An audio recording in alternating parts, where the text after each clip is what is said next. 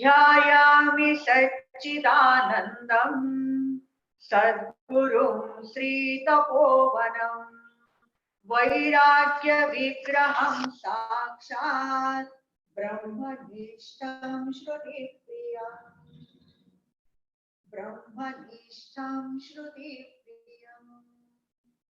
श्री सद्गुरुनाथ महाराज की जय।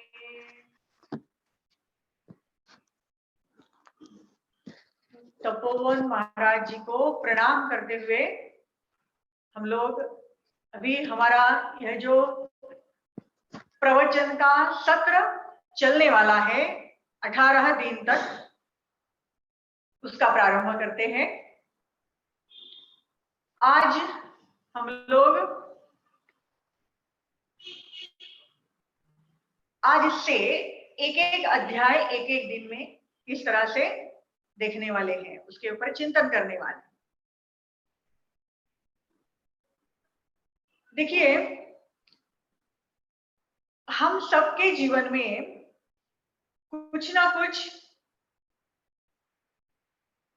दुख, समस्याएं, संकट आते रहते हैं।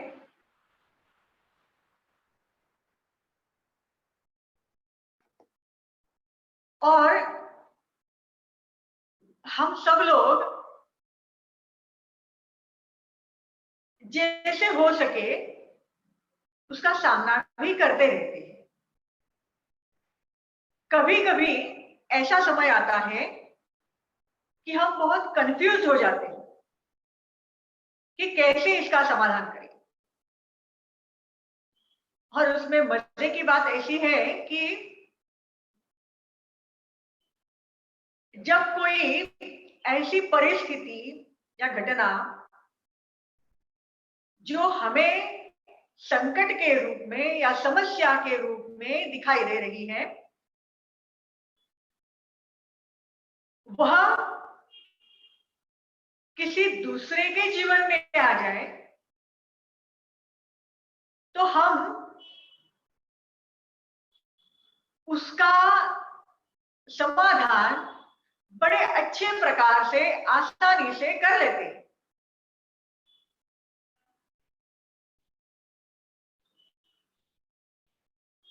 यानी जब हम दूसरे किसी को संकट में देखते हैं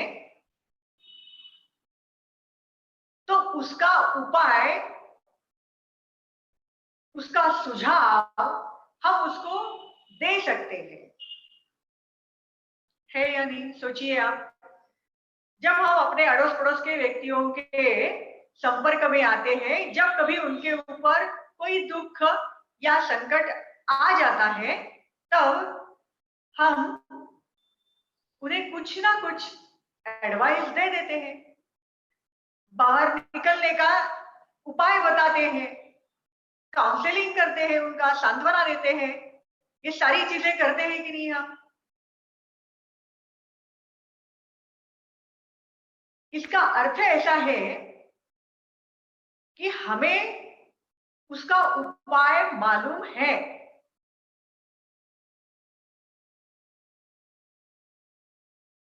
हर दुख का, हर संकट का, हर समस्या का समाधान हमें मालूम है, हम जानते हैं। लेकिन वही बात जब हमारे जीवन में घटती है, उस समय हम कंफ्यूज हो जाते हैं, है या नहीं? सोचिए, दूसरे के जीवन में घटे तो हम उपाय बता सकते हैं, उनको उपदेश दे सकते हैं, सलाह दे सकते हैं, लेकिन अपने मन को हम सांत्वना नहीं दे सकते, अपने मन को नहीं समझा सकते जब हमारे ऊपर वो बात आ जाती है।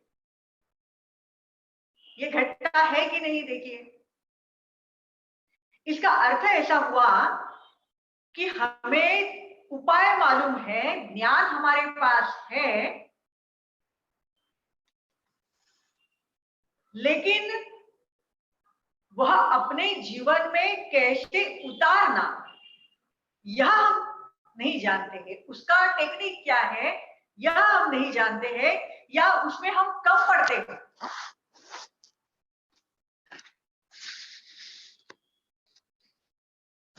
अपने जीवन की समस्याओं से बाहर निकलने के समय में हम गड़बड़ा जाते हैं।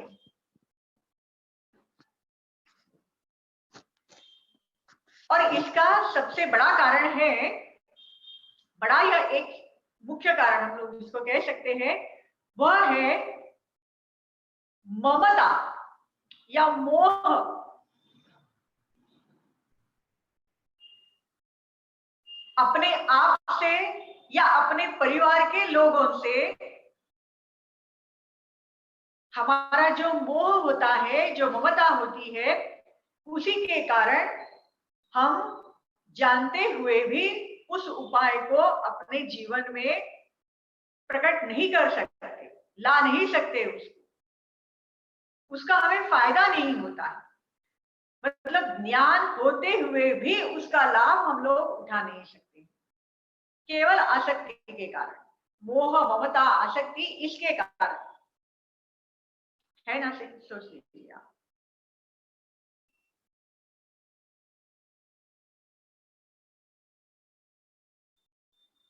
तो हमारा प्रॉब्लम जो है वो वस्तुतः जीवन में घटने वाली विशिष्ट घटनाएं नहीं है, विपरीत घटनाएं, प्रतिकूल घटनाएं, या जीवन में जो नहीं चाहते ऐसे लोगों के साथ हमारा पाला पड़े, ये हमारी समस्या नहीं है। लेकिन हमारा जो मोह है, आसक्ति है, जो विशिष्ट आग्रह है कि हमारे जीवन में क्या घटना चाहिए, वही हमारा मूल प्रॉब्लम है। और इसीलिए यह गीता का ज्ञान या अध्यात्म शास्त्र जो है, उसका हमें यहाँ पर मार्गदर्शन लेने की आवश्यकता पड़ती है। गीता हमें यही सिखाती है कि इन सब से हम कैसे ऊपर उठे, हमारे भीतर के जो उपाय है, जो समस्याएं हैं, जो प्रॉब्लम है, उनसे हम ऊपर कैसे उठे। बाहर की परिस्थिति जो है यह हमारे हाथ में नहीं होती कभी, और बहुत ही एक मर्यादा तक ही हम उसमें बदलाव ला सकते हैं।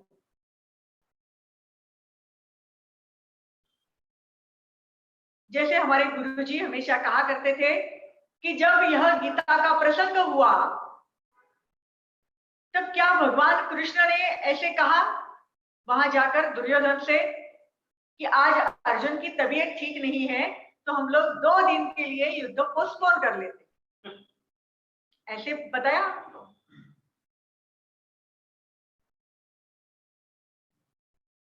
नहीं, कुछ बदलाव नहीं आया, बाहर की परिस्थिति में कोई बदलाव नहीं लाया गया।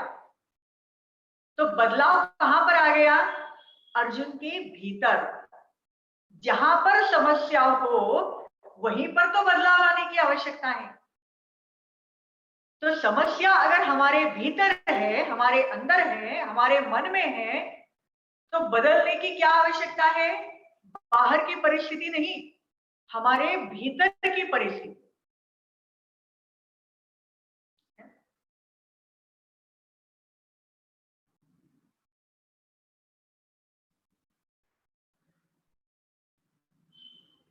अर्जुन जब तक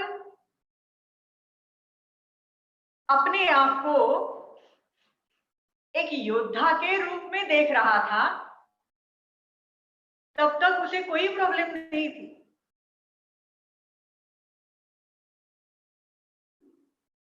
उसने बड़ी वीरता से भगवान से कहा कि मेरा रथ दोनों सैन्यों के बीच में ले चलिए।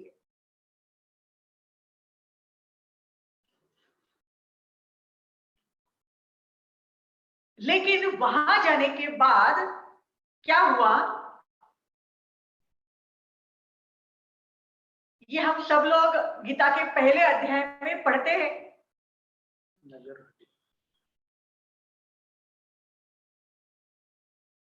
अर्जुन की दृष्टि जो है वो अपने आप को योद्धा के रूप में नहीं देख रही। उसने जैसे ही सामने अपने गुरु देखे, अपने पितामह देखे, अपने भाई बंधु देखे, सगे संबंधी देखे,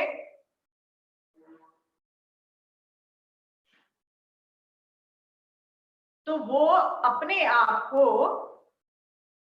एक केवल योद्धा, धर्म के पक्ष में युद्ध करने के लिए तैयार एक योद्धा ऐसे नहीं मानने लगा। और क्या सोचने लगा, मैं इनका पोता हूं, मैं इनका शिष्य हूं, मैं इनका भाई हूं, है ना।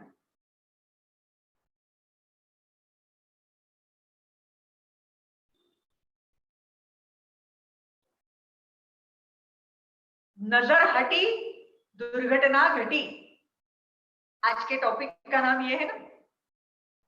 तो अर्जुन की नजर जो है वो अपने आप के ही, उसके ही दो रूप है। देखिए, अर्जुन किसी का भाई भी है, किसी का शिष्य भी है, पोता भी है, और साथ साथ वह एक युद्ध भूमि के ऊपर लड़ने के लिए तैयार होकर आया हुआ एक योद्धा भी है, धर्म योद्धा है।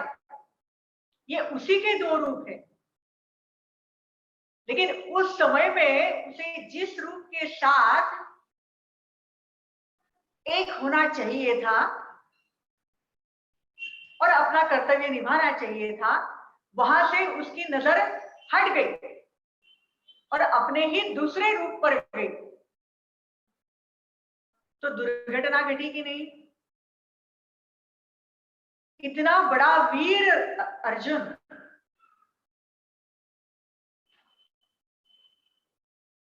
सब नरों में श्रेष्ठ, उस समय का सर्वश्रेष्ठ धनुर्धर, ऐसे जिसका लौकिक था, उसकी दशा क्या हो गई, गांडीवम श्रंसते हस्तात्,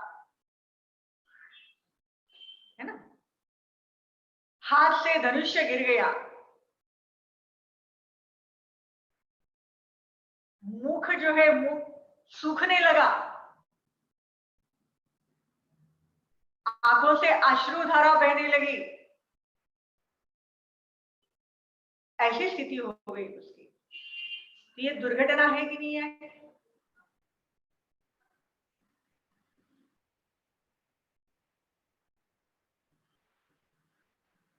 देखिए, यहां पर भी ये बात नहीं कि अर्जुन उसका कर्तव्य भूल गया था, बिल्कुल नहीं। वो जानता था कि उसका कर्तव्य क्या है।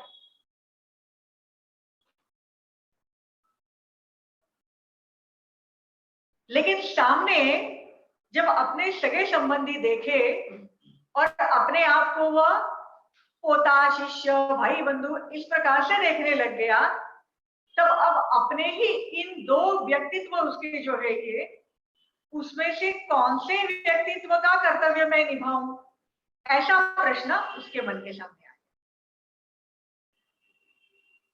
एक शिष्य का गुरु के प्रति, एक पोते का अपने पितामह के प्रति अलग कर्तव्य होता है, और एक योद्धा का अपने सेना के प्रति या पूरे समाज के प्रति अलग कर्तव्य होता है।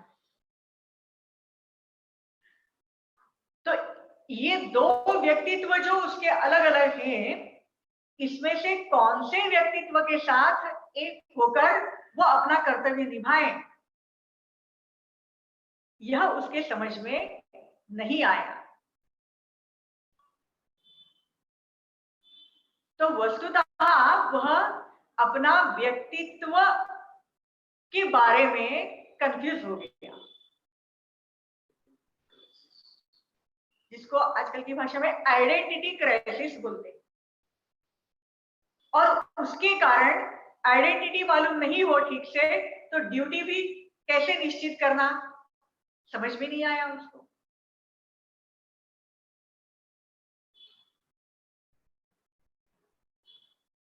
अभी हम लोग जो देख रहे थे कि अपने भीतर ये जो मोह है, ममता है, आसक्ति है,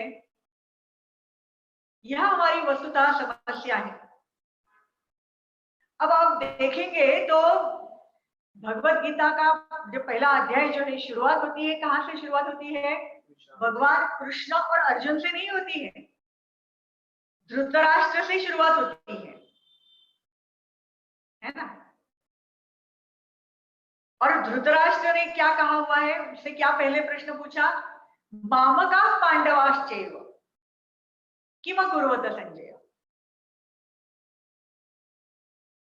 कि मामका मतलब मेरे पुत्र और पांडवा मतलब पंडु के पुत्र, इन्होंने क्या किया?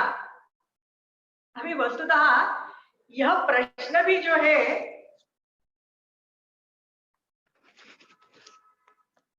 इसके बारे में भी थोड़ा विचार करने की आवश्यकता है कि रणभूमि में युद्ध के लिए जो इकट्ठा हुए हैं वो युद्ध छोड़कर और क्या कर सकते हैं?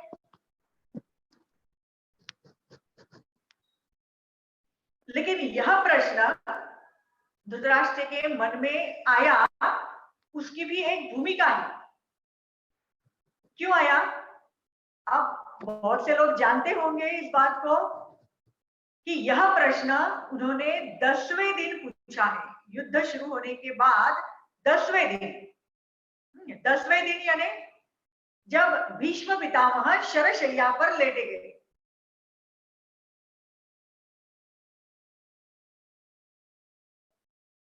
तो जो अजेय थे, उनके बराबरी का कोई योद्धा नहीं था, जिनके ऊपर कौरवों के पक्ष का बहुत अधिक विश्वास था कि यह विजय प्राप्त करा लेंगे। ऐसे भीष्म पितामह भी जब धराशायी हो गए, धरा पर लेट गए शैया पर, तब शरशैया पर, तब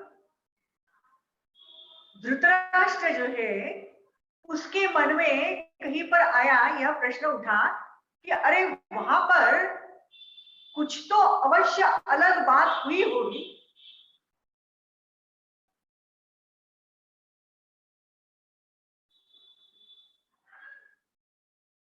नहीं तो धृतराष्ट्र भी जानते थे कि पांडव जो है उनका स्वभाव कैसा है, उनके मन में भीष्म द्रोण सब लोगों के लिए कितना आदर है, कितना प्रेम है।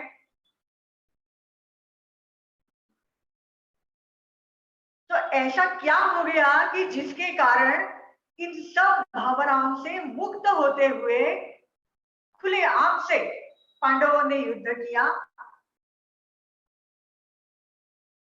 तो कुछ ना कुछ बदलाव पांडवों के मन में भी आया हुआ होगा अवश्य, तभी यह कार्य संभव हुआ।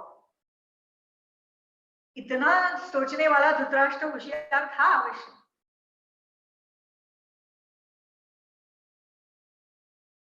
और इसीलिए उसने 10वें दिन संजय से पूछा कि मेरे पुत्र और पंडुओं के पुत्र, पंडु के पुत्र पांडव, इन्होंने क्या किया युद्ध भूमि में।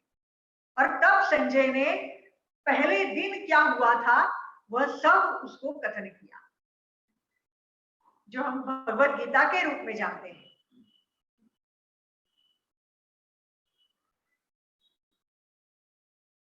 तो देखिए, ये भगवत गीता जो है यह हमारे भीतर बदलाव लाने के लिए है।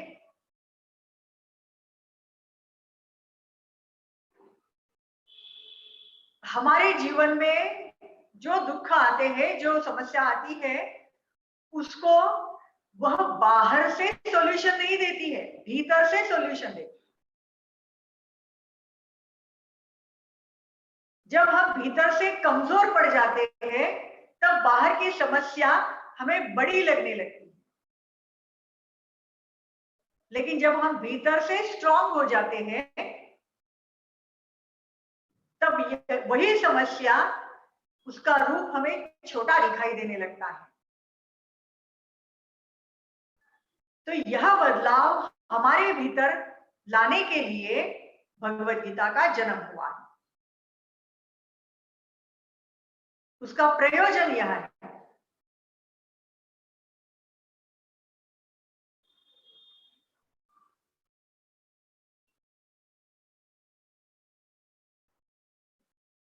ऐसे तो पहले अध्याय में भी सीखने की बहुत बातें हैं,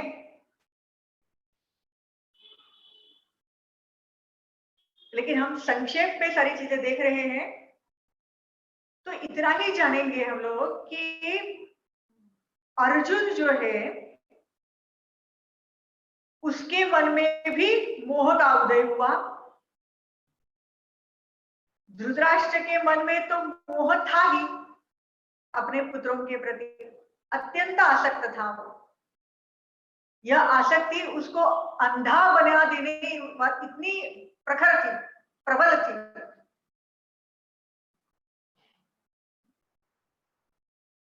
अर्जुन हमेशा वैसा नहीं था, लेकिन उस क्षण, उस प्रसंग के समय में वह मोहित हो गया। ये दोनों में भेद है। दिखने में ऐसे लगता है कि दोनों के मन में आसक्ति है, लेकिन धृतराष्ट्र की आसक्ति और अर्जुन की आसक्ति, ये दोनों में बहुत बड़ा अंतर है। धृतराष्ट्र की आसक्ति जो है वो तामसिक प्रकार की है, लेकिन अर्जुन की आसक्ति जो है यह सात्विक प्रकार की है। क्योंकि उसमें, उसकी आसक्ति में तो कौरव भी समा गए, है ना। जो शत्रु बनकर उसके सामने खड़े थे, जिन्होंने पांडवों के ऊपर बहुत सारा अन्याय किया हुआ था, अपमान किया हुआ था, बहुत कष्ट पहुंचाए थे, अर्जुन की आसक्ति ने उन सारे कौरवों को भी समा लिया। तो ये अत्यंत सात्विक प्रकार की आसक्ति है, लेकिन आसक्ति, ये भी समझ लेना आवश्यक है। तो आसक्ति है, इसलिए उसका उपाय, उसको दूर करने की आवश्यकता भगवान ने समझी और उनको गीता का उपदेश किया। धृतराष्ट्र की आसक्ति वो तो भरी भरी में भी भेद करने वाली है, तामसिक प्रकार की है। इसलिए ना धृतराष्ट्र भगवान के पास पूछने के लिए गए और ना ही भगवान ने उनको समझाने की चेष्टा की। तो यह भेद अवश्य समझ ले। इसमें तो कितने मिनट है? चलिए, एक बात देखने की ऐसी है पहले अध्याय में कि दुर्योधन की दृष्टि क्या थी और अर्जुन की दृष्टि क्या है। दुर्योधन कहता है कि ये सारे लोग मेरे लिए मदर थे, त्यक्त जीविता, मेरे लिए अपने अपने जीवन पर पानी छोड़कर आए हुए हैं, मरने के लिए, मेरे लिए मरने के लिए आए हुए। तो उसका फोकस है मैं स्वयं, मेरे लिए ये सब मरने वाले हैं। और अर्जुन की दृष्टि क्या है? अर्जुन कहता है ये श्यामर्थे कांक्षितम राज्यम सुखानी। वो कहता है कि जिनके लिए हम लड़ने के लिए आए हुए हैं और जिनके लिए हम विजय चाहते हैं, राज्य चाहते हैं, ये दो बड़े ही महत्वपूर्ण श्लोक हैं।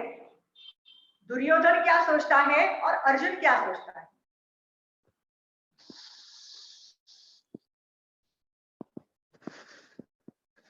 तो हमें देखना है कि हमारे जीवन में हम कौन हैं।